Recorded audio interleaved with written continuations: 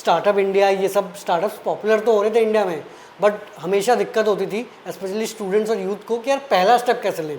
थोड़ा बहुत आपके पास सेविंग होना चाहिए। अब वो चाहे आप तो ये स्टार्टअप फंडिंग मतलब फंडिंग क्या होती है, एक तो एक थोड़ा लेमन लैंग्वेज में बता दीजिए। चलते हुए वेव को पकड़ने की कोशिश करोगे ना, आप पकड़ नहीं पाओगे, डूब जाओगे।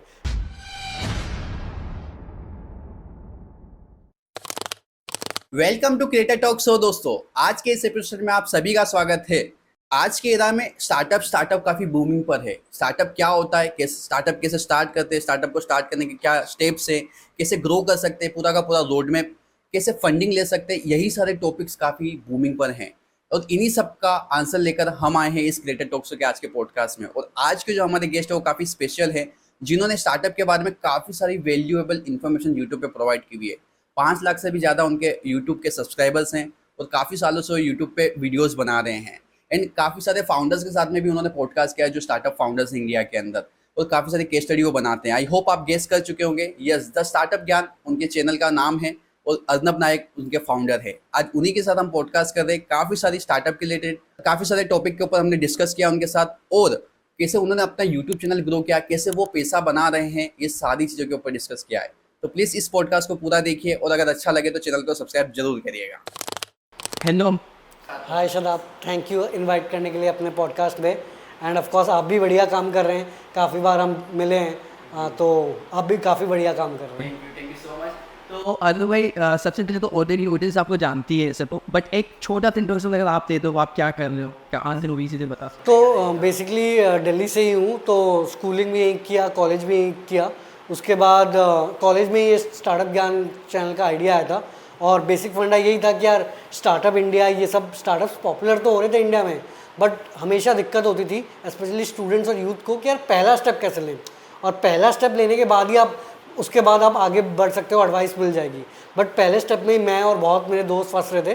तो मैंने सोचा कि यार मैं ऑलरेडी इतना स्टार्टअप्स के बारे में पढ़ता हूँ, इतना रिसर्च करता हूँ, क्यों ना ये सारे नॉलेज सबके साथ शेयर करूँ कि दूसरे बड़े स्टार्टअप्स, चाहे वो जोमेटो हो, पेटीएम हो, फेसबुक हो, एप्पल हो, इनकी कैसे शुरुआत हुई, उनसे हम इंस्पायर होकर सीख सकते हैं। तो इस आइडिया से मैंने 2017 में, जब मैं अपने कॉलेज के 3rd ईयर में था, तब मैंने ये शुरुआत करी थी। और ऑफ कोर्स उसके बाद अपने केस स्टडीज़ किया, स्टार्टअप न्यूज़ भी लेके आया, सो दैट वीकली क्या क्या हमारे सो दैट वीकली पता चले कि यार हमारे स्टार्टअप वर्ल्ड में क्या हो रहा है, नए आइडियाज़ क्या हो रहे हैं, किसको फंडिंग मिल रही है। उसके अलावा फिर हमने फाउंडर इंटरव्यूज़ भी लेना शुरू किया, जिसमें हमने फाउंडर्स का डीप डाइव इंटरव्यूज़ किए, जिसमें फाउंडर्स भी अपना पर्सपेक्टिव बताए कि एक्चुअल में क्या स्ट्रगल थी, क्या दिक्कत थी, किन स्ट्रैटेजीज से उन्होंने ओवरकम किया। तो उसके लिए फिर हमने एक फाउंडर ज्ञान नाम का चैनल भी शुरू किया। तो ऑफकोर्स अभी काफ़ी साल हो गए हैं। फिर कॉलेज के बाद ऑफकोर्स मैंने 2 साल एज अ कंटेंट मार्केटर एक B2B SaaS स्टार्टअप में काम किया था, जो कि सीड फंडेड थी। तो वहाँ भी काफ़ी एक्सपीरियंस मिला कि यार एक स्टार्टअप कैसा फंक्शन करता है।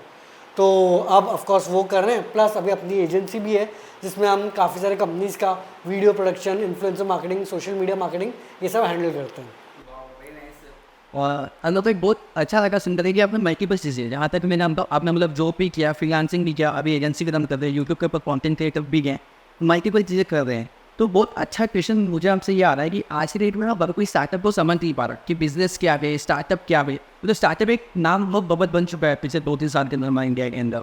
तो जैसे लाइक अगर फ्रीलांसिंग करना है, एजेंसी खोलना है, यूट्यूब चैनल करना है, क्या ये भी स्टार्टअप है, या स्टार्टअप का रियल मीनिंग क्या है, या आप एक बार कुछ लेवल में समझा। तो जैसे कि आपने बोला कि स्टार्टअप में बेसिकली फंक्शन ये होता है कि यार आप कुछ नया कर रहे हो, या अगर एग्जिस्टिंग चीज़ कर रहे हो उसको नए तरीके से कर रहे हो, कुछ नयापन होना चाहिए, एंड उसको फिर आप बहुत जल्दी से ग्रो कर रहे हो या स्केल करने की कोशिश कर रहे हो, क्योंकि ये नया है।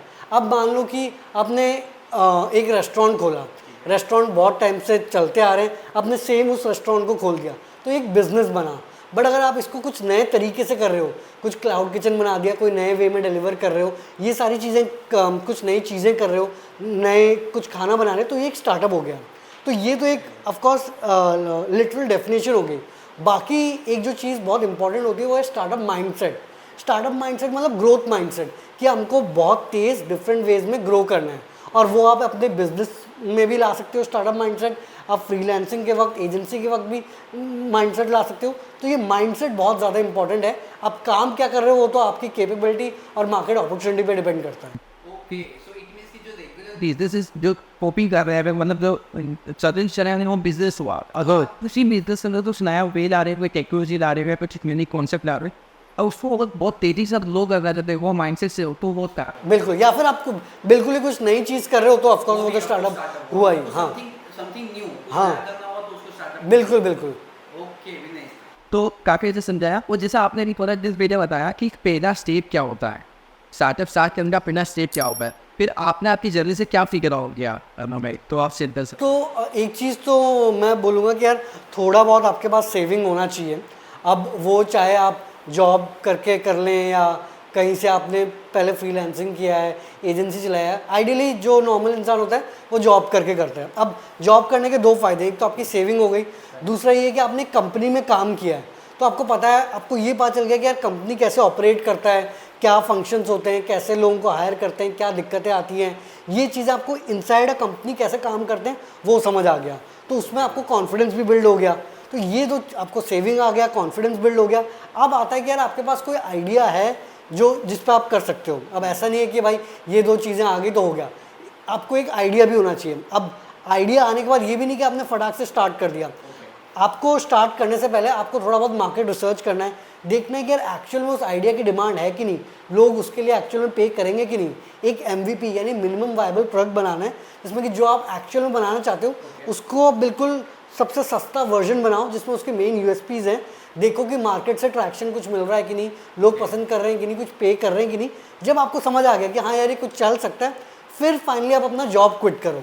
क्योंकि मान लो कि आपने पहले क्विट कर दिया, जॉब नहीं किया, अगर आपकी फाइनेंशियल स्टेबिलिटी नहीं है, आप स्टार्टअप पे फोकस नहीं कर सकते हो। हर 2-3 दिन में आपको सोचना पड़ेगा कि यार मैं पैसे कैसे कमाऊँ, वो कैसे कमाऊँ, तो ना स्टार्टअप होगा ना पैसे कमाओगे, ऊपर से टाइम बहुत ज़्यादा चलता रहेगा। तो एक चीज़ पहले कर लो, फिर धीरे धीरे स्टेप बाय स्टेप दूसरा करो।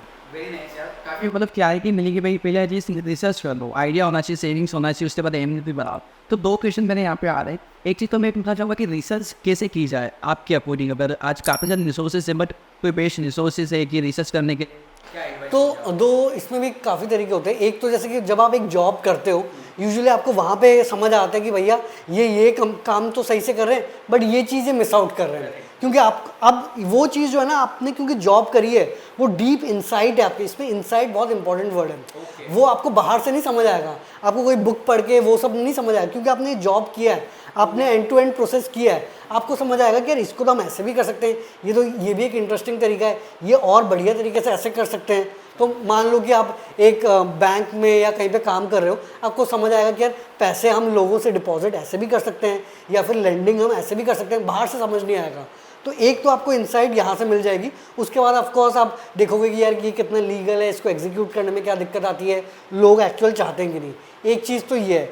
दूसरा ये है कि आपने कुछ एक्सपीरियंस किया, मान लो आप कहीं घूमने गए, आपने देखा कि यार बाहर ये चीज़ बहुत पॉपुलर है, आप फिर आके कोशिश करोगे कि क्या ये इंडिया में हो सकता है। अब ज़रूरी नहीं है होगा। अब मान लो कि कोई बाहर गया, उसने देखा कि अमेज़ॉन में डिलीवरी हो रही है, मैं इंडिया में फ्लिपकार्ट शुरू कर दूं क्या। बट आपको देखना पड़ेगा कि यार सिर्फ कॉपी करने से नहीं होगा, आपको इंडिया में देखना पड़ेगा कि यार यहाँ पे क्योंकि ट्रस्ट नहीं है तो आपको कैश ऑन डिलीवरी करना पड़ेगा।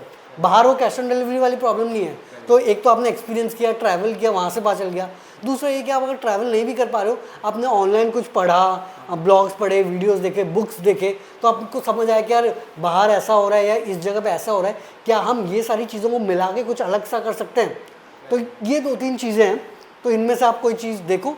बट मेन है, वंस आपके दिमाग में आता है, आप अपने पोटेंशियल ऑडियंस के साथ जाके डिस्कस करो, उनसे बात करो, उनके क्या थॉट प्रोसेस हैं, वो लेंगे कि नहीं, वो सारी चीज़ें समझने की कोशिश करो। आप अपने मन में ये मत सोचो कि हाँ भैया हमने सोच लिया तो ये बेस्ट प्रोडक्ट है। क्योंकि कस्टमर जो है ना, वो आप ये नहीं देखेगा कि आप कहाँ से हो, आप कितने अमीर हो, आपका बैकग्राउंड क्या है, वो नहीं देखेगा। प्रोडक्ट में दम है तो वो बिकेगा, और वो कोई भी नहीं रोक सकता है। तो कस्टमर को समझने के लिए आपको कस्टमर से बात करना पड़ेगा, उनके पेन पॉइंट, उनके पॉइंट ऑफ व्यू से समझना पड़ेगा। बिल्कुल, बहुत अच्छे से समझा भाई इसको आपने कि पहले तो ऐसा ही नहीं करती, आप जॉब कर रहे हो, उसके बाद में आप मार्केट रिसर्च भी कर रहे हो, आप बुक से भी पढ़ रहे हो, आप लोगों से मिल के भी जान रहे हो, सीटिंग घूम कर भी समझते हो। तो रियली में इससे काफ़ी आइडियाज़ लगता है। मैंने अपनी पर्सनल जर्नी के अंदर भी देखा कि मैं जब घुमा बाहर निकला तो मेरे काफ़ी सारी चीज़ें पता चली, माइंड सेट में बन रहा एकदम टोटली एग्री। एंड आपने कहा था MVP प्रोडक्ट, ठीक है, तो इसको थोड़ा एलोबरेट कर सकते हो कि क्या होता है MVP, मतलब क्या कहना? तो यूजुअली होता क्या है ना कि मान लो कि आपको कोई प्रोडक्ट बनाना है, अब यूजुअली अब आप फैक्ट्री में बनाओगे या अच्छा फॉर एग्जांपल मान लो कि आपको एडटेक में कुछ करना है। अब एडटेक में करना है तो आपको ऐप बनाना पड़ेगा, आपको टीचर्स हायर करने पड़ेंगे, आपको करिकुलम बनाना पड़ेगा, इन सबको हायरिंग करना पड़ेगा, ऐड चलाने होंगे। ये करने में आपको बहुत पैसा लगेगा। आप क्या कर सकते हो, आपने एक प्रॉब्लम देखी कि यार कोडिंग हमको कराना है, आप क्या करो, आप यूजर्स ढूंढना, आपने मान लो फेसबुक में थोड़ा ऐड चला लिए जहाँ पे आपको लगता है कि लोग इन लोगों को रिक्वायरमेंट होगी। आपने एक छोटू सा मान लो 2 हफ्ते का कोर्स बना लिया, आपने बोला कि यार आप व्हाट्सएप में ज्वाइन हो जाओ, मैं जूम में ये कोर्स कर लूँगा।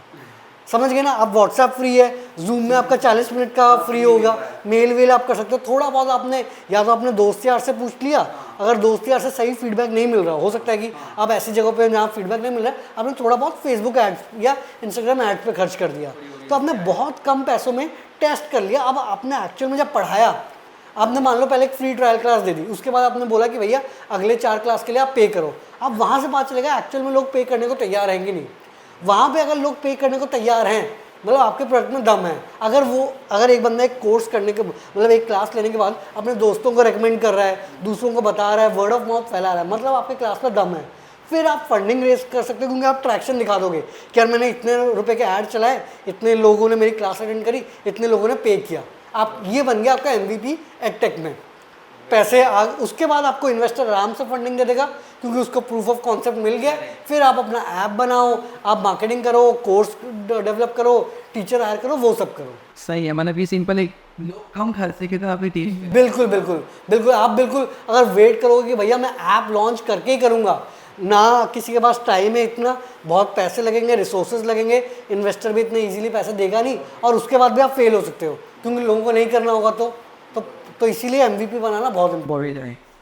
बिल्कुल, बहुत सही समझाया। अगर भाई इसके ऊपर ना फंडिंग, जैसे आज हमारे यहाँ पे ना हर कोई फंडिंग के पीछे पड़ा है। जैसे शार्क टैंक, आपने तो काफ़ी कुछ ऑप्टिमाइज किया शार्क टैंक के बारे में।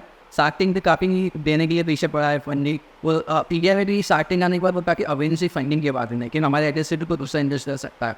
तो ये स्टार्टअप फंडिंग, मतलब फंडिंग क्या होती है, एक तो एक थोड़ा लेवल लेके बता दीजिए। वैसे ये फंडिंग के भी लेवल्स होते हैं, लाइक सीन फंडिंग या फेस 1 या जो भी व्हाटएवर, मुझे भी पता, तो वो भी एक बार एक्सप्लेन कर सकते हैं कि क्या क्या स्टेप।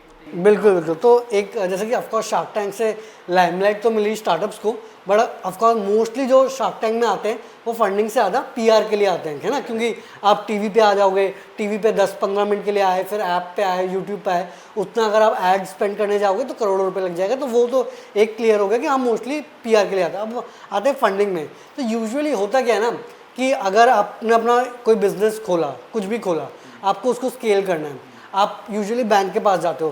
बैंक आपका देखता है कि आपके पास कोलैटरल क्या है, आपके पास ऑफिस है, सामान है, आपके पास कुछ सेविंग है, आपका घर है, कुछ कोलैटरल रख के आपको बैंक लोन देता है एक स्पेसिफिक इंटरेस्ट में। अब दिक्कत क्या होती है, स्टार्टअप्स जो होते हैं वो काफ़ी अर्ली फेज में होते हैं। तो एक तो अब ये सब कोलैटरल बनाने के लिए आपका बैकग्राउंड होना चाहिए, उतना घर पैसे होने चाहिए। तो अगर यंग फाउंडर है उसके पास इतना होगा नहीं। दूसरा ये कि एक आप अपना घर एक स्टार्टअप के लिए दाव पे नहीं लगाओ, क्योंकि घर पे आपकी फैमिली भी रहती है, तो आपको बैंक लोन मिलना बहुत मुश्किल है वहाँ पे। प्लस क्योंकि आप स्टार्टअप में कुछ नया कर रहे हो, तो आप ज़रूरी नहीं है कि आप पहले दिन से प्रॉफिटेबल हो या उतना पैसा कमा रहे हो, क्योंकि बैंक लोन में उनको सस्टेनेबल रेवेन्यू चाहिए, हर महीने प्रॉफिट ग्रो हो रहा है, अच्छा खासा हो रहा है। तो यहाँ पे फंडिंग आता है। अब फंडिंग क्या होता है, इन्वेस्टर्स देखता है कि जो आप में कितना दम है, आपकी टीम में कितना दम है, आपके आइडिया में कितना दम है, जो आपने काम किया अभी तक उसमें कितना दम है। फिर वो देखते हैं कि यार एक्चुअल में बड़ी मार्केट अपॉर्चुनिटी है क्या। फिर वो देखता है कि यार अगर मैं कुछ पैसे देके इस कंपनी में थोड़ी इक्विटी ले लूँ, मतलब अभी आपने पूरे कंपनी का 100% ओन करते हो, वो बोलता है कि यार मैं आपको 1 करोड़ रुपए देता हूँ, मैं आपसे आपकी कंपनी का 20% ले लेता हूँ, यानी आपकी कंपनी की वैल्यूएशन 5 करोड़ हो गई, बट आपको 1 करोड़ रुपए मिल गए। अब उससे फ़ायदा ये हुआ कि उसने आपसे कोई कोलैटरल नहीं मांगा, उसने आपकी कैपेबिलिटी, आपकी टीम की कैपेबिलिटी, आपके आइडिया और आप कितना बड़ा विजन है, कितना बड़ा अपॉर्चुनिटी, उस पर पैसे लगाए हैं, तो आपको बिना एक उसके मिल गया। दूसरा इन्वेस्टर को ये फ़ायदा हुआ कि कल को ये अगर बड़ी बनती है, 5 करोड़ के वैल्यूएशन पे डाला फंड, कल को 50 करोड़ 500 करोड़ बन जाता है, तो उसको बहुत बढ़िया रिटर्न मिलेगा। नॉर्मल म्यूचुअल फंड स्टॉक्स में होता क्या, 10-12-15% का रिटर्न मिलता है। यहाँ पे क्या होता है, जब फंडिंग होती है, आप मान के चलो 80 to 90% स्टार्टअप्स फेल होते हैं, बट जो 10% स्टार्टअप सक्सेस होते हैं वो बिल्कुल 10x 20x रिटर्न, 10-20% नहीं 10 टाइम्स 20 टाइम्स रिटर्न देते हैं कि यार जितना उनका लॉस हुआ उसको कवर अप करके भी बहुत ज़्यादा ग्रो हो जाता है। तो यहाँ पे जो इन्वेस्टर है, तो इन्वेस्टर के पास क्या होगा, यूजुअली इनके पास बहुत पैसा होता है। तो मान लो ये कोई बहुत बड़े इंडस्ट्रियलिस्ट फैमिलीज़ हो गए, बहुत बड़े बैंक्स वैंक्स हो गए, उनके पास एक एलोकेटेड पैसा होता है कि यार इसमें हम रिस्की इन्वेस्टमेंट करेंगे। उन्होंने कुछ पैसा अपना बैंक, रियल एस्टेट, गोल्ड उन सब में लगाया होता है। बट जो ये बड़े लोग हैं या जो बड़े इंस्टीट्यूशंस हैं वो अपना 5-10% ये रिस्की इन्वेस्टमेंट में लगाते हैं।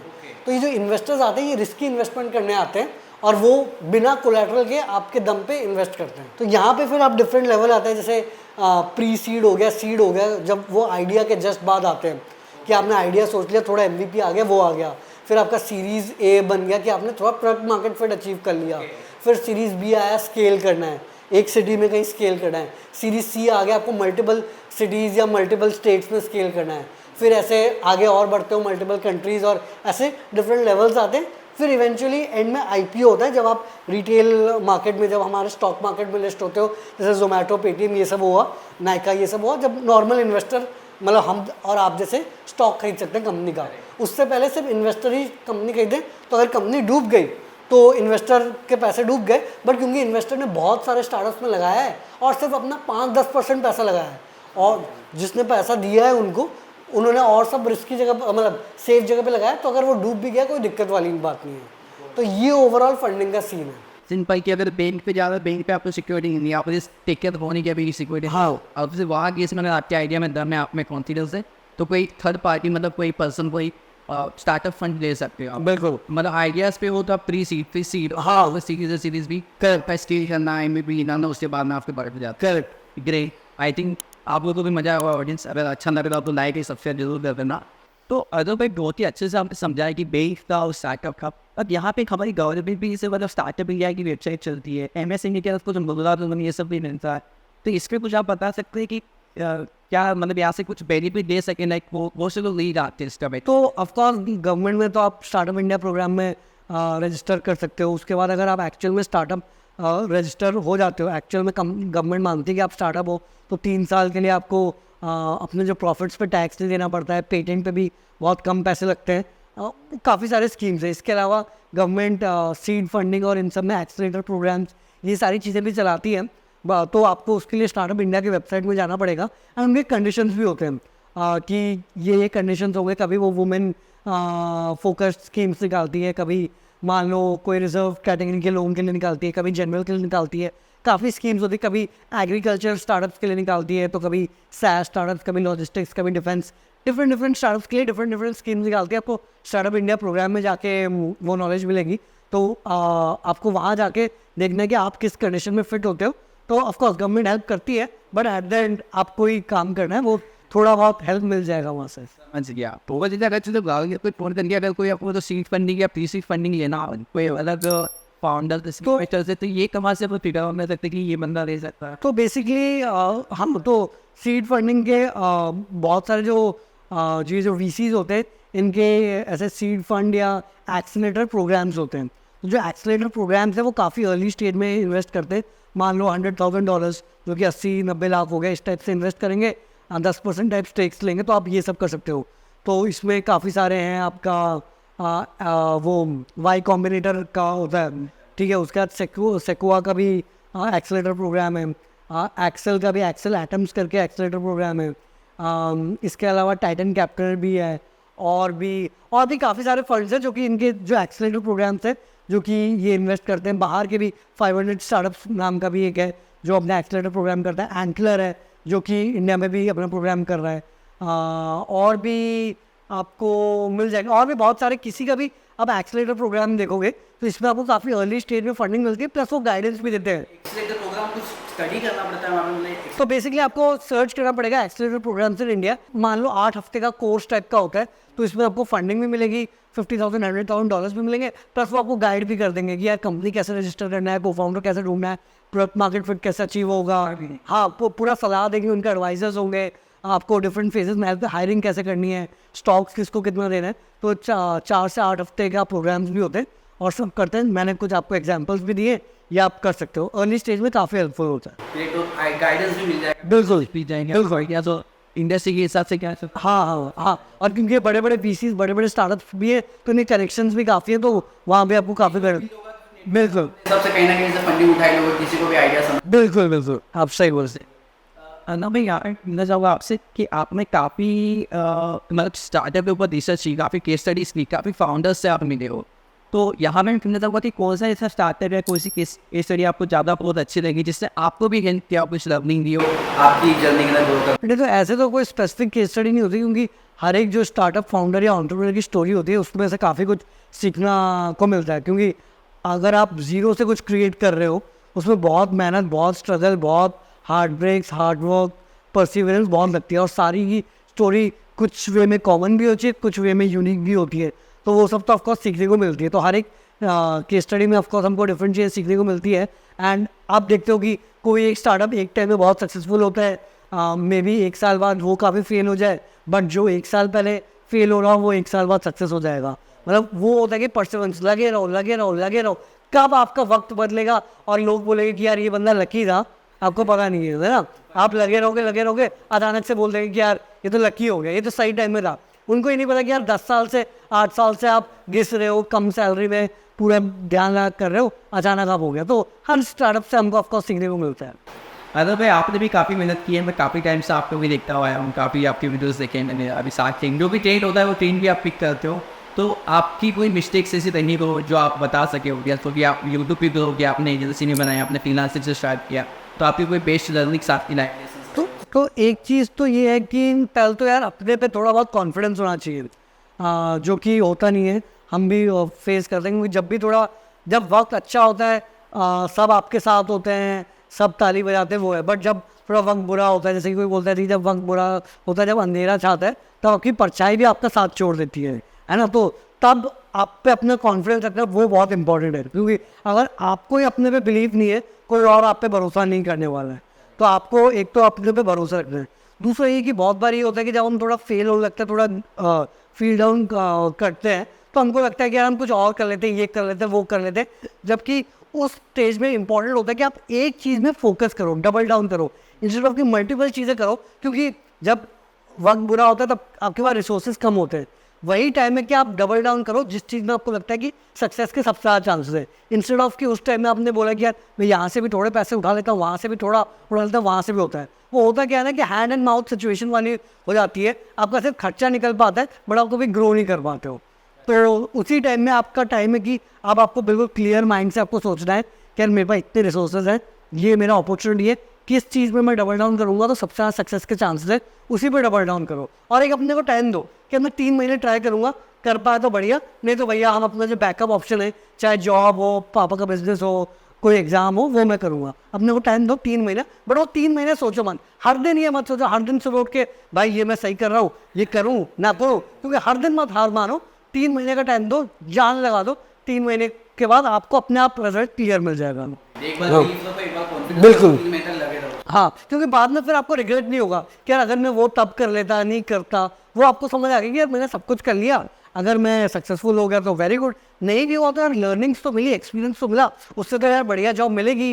वो बिल्कुल सही कहा भाई। मतलब भाई एक चीज़ तो हम पूछे सब यहाँ पर कि जैसे हर कोई ना स्कोप सोचता है। लाइक अगर मैं बात करूँ मैं क्या चीज़ इट इज कम टाइम से उससे टाइम तो बहुत एक्सपांड हो रहा है, बट टाइम में लोगों को अभी भी इतने अवेंगी मतलब बिजली तंत्र से वो इतना मानते नहीं कि यहाँ से हो सकता है बस।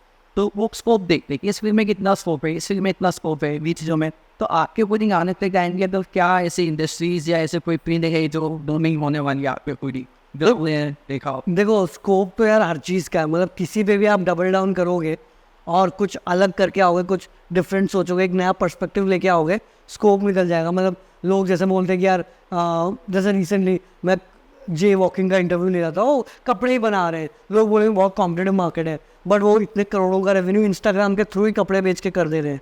तो जस्ट फॉर एन एग्जांपल, जूतों का लोग बोलते हैं कि यार वो आजकल रीसेलिंग, स्नीकर रीसेलिंग आ रहा है, उसमें भी करोड़ों का रेवेन्यू बन रहा है। तो जिसमें आपका, तो आपको 2-3 चीज़ें देख रही है कि यार आपका बहुत पैशन होना चाहिए उसमें आपका कोई एक्सपीरियंस होना चाहिए, यानी आप कोई इंसाइट निकाल सकते हो, आपका एक डिफरेंट पर्सपेक्टिव होना चाहिए, प्लस आपके पास रिसोर्सेज होने चाहिए, कि भैया अगर इस चीज़ को करना है, मुझे यूट्यूब करना है, तो मेरे पास एक बेसिक सा कैमरा हो या बेसिक सा फ़ोन हो, बेसिक सा माइक हो, रिसोर्सेज होना चाहिए, बेसिक सा लैपटॉप हो और उसमें मार्केट अपॉर्चुनिटी हो कि एक ग्रोइंग फील्ड है। ऐसा फील्ड नहीं है कि यार वो अब ख़त्म हो रहा है और वो चीज़ें ना करने वो, तो एक चीज़ है। बट अगर आप सच फील्ड बोले, ईवी वाला मार्केट पूरा ग्रो हो रहा है। ईवी में आप सिर्फ ये नहीं गाड़ी बनाना, उसके कंपोनेंट्स बनाना हो गया, बैटरी टेक्नोलॉजी हो गया, ये तो बहुत बड़ा ग्रोइंग फील्ड है।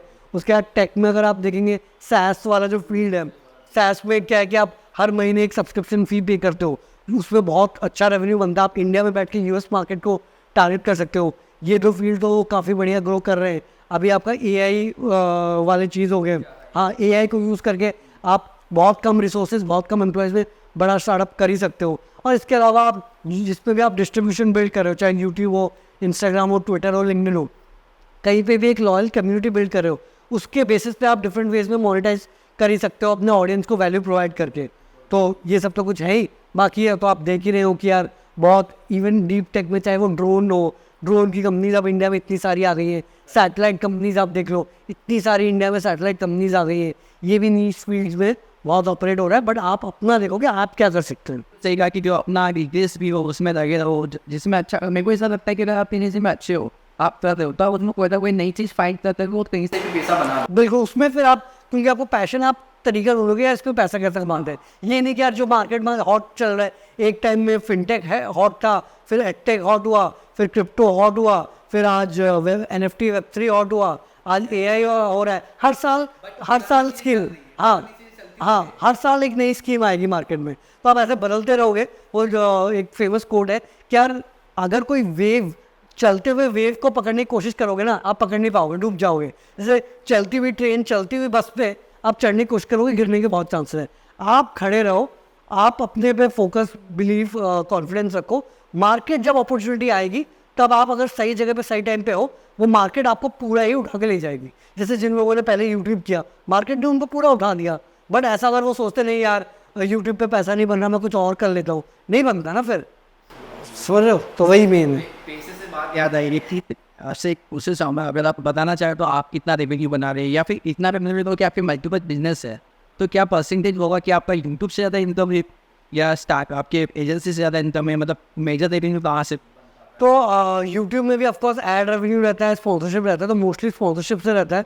बट अब धीरे धीरे काफ़ी सिग्निफिकेंट रेवेन्यू, जैसे कि मैंने बोला, हमारा एजेंसी है जिसमें सोशल मीडिया मार्केटिंग से लेके क्या कहते हैं influencer marketing, video production, end to end video production, ये सब कंपनीज़ के लिए, कॉर्पोरेट्स के लिए हैंडल करते हैं। तो वो भी अब सिग्निफिकेंट चंक ऑफ रेवेन्यू बन रहा है।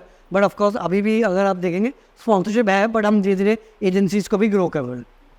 ओह, तो जैसे आपने सोशल मीडिया की एजेंसी भी रन कर रहे हैं, आपने आपका खुद का यूट्यूब पे ग्रो किया है ना भाई? तो काफ़ी सारे एजेंसी लोग यूट्यूब पे देखते हैं, कहीं ना कहीं ये सब भी डेडिकेटेड है खुद का पैसा कमाने के लिए, यूट्यूब पे ग्रो करने के लिए। अगर कुछ एडवाइस आप देना चाहो कि यूट्यूब को ग्रो करना हो तो क्या चीज़ों को फॉलो करना चाहिए, क्या चीज़ बताएं आप? तो अगेन आपको एक तो पहले शुरू करना है, बट शुरू से पहले आप अपना एक नीश ढूंढो और उसके पहले 10-20-30 वीडियो टॉपिक्स लिखो। ऐसा नहीं होना चाहिए कि भैया आपने 2 वीडियो बनाया, उसका बोला कि भैया टॉपिक खत्म हो गया। तो आपने 30-40-20-30 टॉपिक्स लिखे, उसके बाद आप 10 वीडियो शूट कर लो। ऐसा नहीं कि एक वीडियो बनाया उसके बाद आपने बोला कि भैया मन नहीं कर रहा, व्यूज़ नहीं आ रहे, बहुत चीज़ें। तो 10 वीडियो शूट करो, उसके बाद आप डालना शुरू करो। आप डिसाइड करो कि यार मैं हफ्ते में 1, हफ्ते में 2, हर दिन 1। आप अपना फ्रीक्वेंसी डिसाइड करो, बट याद रखो कि यार चाहे कुछ भी हो जाए वो फ्रीक्वेंसी मेंटेन करो।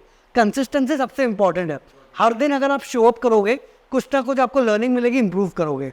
तो आप जब वीडियो डालोगे, आपको ऑफकोर्स कोई कमेंट आएगा, आप शेयर करोगे, तो उससे आप फीडबैक, जो 10 वीडियो तो रेडी होंगी, बट आगे की वीडियो के लिए आप इंप्रूव कर सकते हो। इसके अलावा अगर आप फुल वीडियोस में, क्योंकि रिसोर्सेज ज़्यादा लगते हैं, आप शॉर्ट से शुरू कर सकते हो। 1 मिनट की वीडियो है, वो आप इंस्टाग्राम में भी डाल सकते हो, ट्विटर, लिंक्डइन, यूट्यूब, हर जगह डाल सकते हो। और उस 1 मिनट में बेस्ट पॉसिबल वे में उसको प्रेजेंट करो, क्योंकि बड़े वीडियोज़ में आपको एडिटिंग, स्क्रिप्टिंग, उस सब में टाइम लगेगा। 1 मिनट में उतना टाइम नहीं लगेगा, बट आप हर जगह कर सकते हो। तो वहाँ पे वो जब ग्रो होने लगे, फिर आप धीरे लॉन्ग फॉर्म वीडियो में भी आ जाओ। यार बिल्कुल सही। हर चीज़ को अगर वो पहले से देखा तो कंसिस्टेंसी भी करेक्ट, कंसिस्टेंसी इंपॉर्टेंट है। ये नहीं कि भाई हर 2 हफ्ते में आप टॉपिक चेंज कर रहे हो, ये चेंज कर रहे हो, आज ये कर लेते हैं। जैसे मैं बोला, जैसे स्टार्टअप ट्रेंड पे, टॉपिक्स भी ट्रेंड पे होते हैं। आज ये ट्रेंड पे, कल कोई और ट्रेंड पे होगा, तो ये बनते होगे तो फिर नहीं, हाँ, लगे रहे। बिल्कुल अपने टॉपिक पे लगे रहना। एक टाइम दो, 3 महीने लगे रहो या 6 महीने लगे रहो, उसके बाद फिर आप डिसाइड करो कि क्या फीडबैक है, क्या करना है, क्या चेंज करना है। नहीं तो भाई काफ़ी सारी इन्फॉर्मेशन दी है कि लास्ट आपसे एक क्वेश्चन पूछ रहा हूँ, काफ़ी लंबा दस नहीं करना है।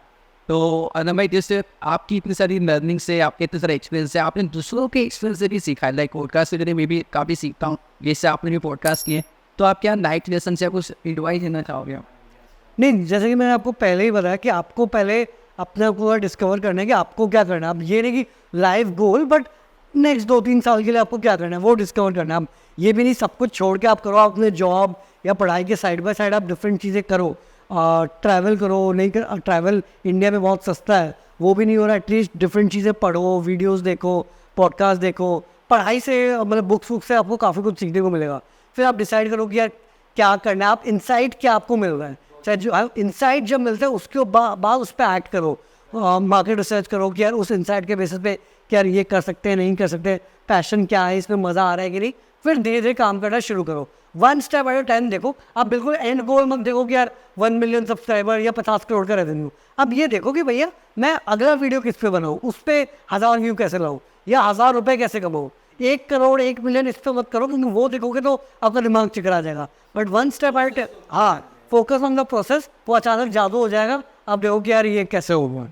बहुत अच्छा नॉलेज भी आपने लिया और अपने टाइम दिया, इसलिए बहुत थैंकफुल मैं आपका यहाँ पे। बिल्कुल बिल्कुल, बिल्कुल sure, end of course hopefully आपके ऑडियंस को कुछ थोड़ा बहुत सीखने को मिला होगा, एंड आप भी ऐसे ही बढ़िया पॉडकास्ट और बढ़िया वीडियोस और ये सब करो एंड ज़्यादा ऑडियंस को वैल्यू प्रोवाइड करो। मेन है कि यार वैल्यू क्रिएशन, वैल्यू आप क्रिएट करोगे तो पैसा बन जाएगा। अदर वे नहीं है कि भाई आप, क्योंकि पैसा वैल्यू क्रिएशन, वैल्यू प्रोवाइड करने का ही मिलता है। तो आप भी वही कर रहे हो, होपफुली आप ये भी और करो एंड ऑडियंस पे और बेटर बड़ा इम्पैक्ट क्रिएट करो। एंड गाइस, आप लोगों ने भी पूरा पॉडकास्ट देखा, वो काफ़ी सारे वीडियोस आपको मिले हुए, स्टार्टअप के लिए आपका माइंड ब्लो हुआ होगा। और अगर ये पॉडकास्ट अच्छा लगा तो कमेंट करके हमें ज़रूर बताइएगा, और उससे तक और वीडियोस देखने के लिए चैनल को सब्सक्राइब जरूर करेगा। इधर बाय गाइस, थैंक यू।